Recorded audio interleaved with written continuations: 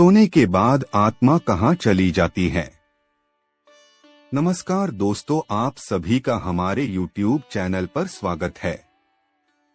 आज हम आपको बताएंगे कि सोने के बाद आत्मा कहाँ चली जाती है।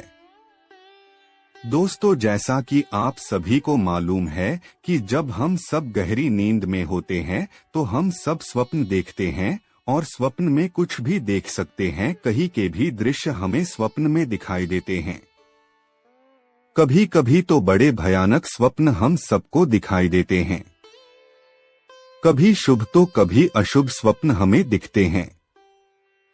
ऐसे में हमारे दिमाग में कभी न कभी यह सवाल जरूर आता है कि आखिर सोने के बाद आत्मा कहाँ जाती है। दोस्तों, गीता में भगवान श्री कृष्ण ने अर्जुन को उपदेश देते हुए कहते हैं कि इस आत्मा को न तो शस्त्र काट सकते हैं, न ही इसे अग्नि जला सकती है, न ही इसे जल गला सकती है और न ही इसे वायु सुखा सकती है। हमारी यह आत्मा उस परब्रह्म परमात्मा का ही एक अंश है जो कि अजर, अमर, अविनाशी है। इसका कभी भी अंत नहीं हो सकता है। दोस्तों, हम आपकी जानकारी के लिए बता दें कि सोने के बाद आपकी आत्मा कहीं नहीं जाती है, उसे कहीं पर जाने की आवश्यकता ही नहीं पड़ती है। लेकिन हमारा मन गति करता है, इसी मन की गति को ही हम आत्मा की गति समझते हैं। सोने का मतलब आपका चेतन मन सो गया है। चेतन मन जो कि हमारे शरीर का ही एक भाग होता है। चेतन मन वह है जिसे हम जानते हैं तथा इसी के आधार पर हम अपने सारे काम करते हैं। यह हमारे मन की जागृत अवस्था होती है। हमारे मन में जितने भी अच्छे बुरे विचार आते हैं वो सब चेतन मन की ही देन है। अंदर का मन कभी नहीं सोता क्योंकि उसे इसकी कभी भी आवश्यकता ही नहीं होती है। चेतन मन जब सो जाता है तो हम बाहर की वस्तुओं को देखना और सुनना दोनों बंद कर देते हैं। आत्मा कुछ नहीं करती क्योंकि वह एक अभौतिक सत्ता है तथा उसके अंदर कोई राग नहीं होता है। जब हम निर्गुण की बात करते हैं तो वह आत्मा ही होती है।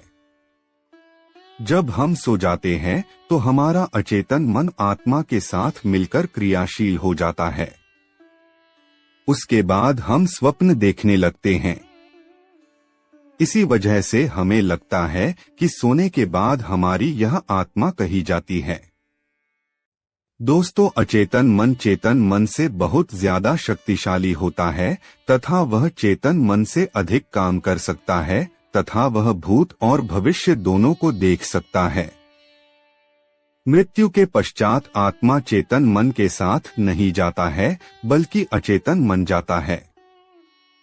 शरीर के साथ ही चेतन मन नष्ट हो जाता है परंतु अचेतन मन आत्मा के साथ जुड़ा होता है, जिसे हम कर्म का ढांचा कह सकते हैं। अचेतन मन एक सूचनाओं के ढेर जैसा होता है और सोने के बाद आत्मा अचेतन मन से जुड़ जाती है। इसीलिए सोने को दूसरी मृत्यु का भी नाम दिया गया है, क्योंकि जब कोई मनुष्य गहरी नींद में होता है तो उसे बिल्कुल भी होश नहीं होता है।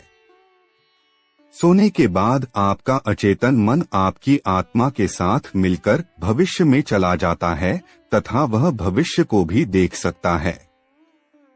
जब हमारा अचेतन मन भविष्य के अंदर जा चुका होता है तब स्वप्न के माध्यम से हमें भविष्य की कुछ झलक दिखाई देती है। इस तरह के स्वप्न तब आते हैं जब हमारा अचेतन मन भविष्य के अंदर जा चुका होता है।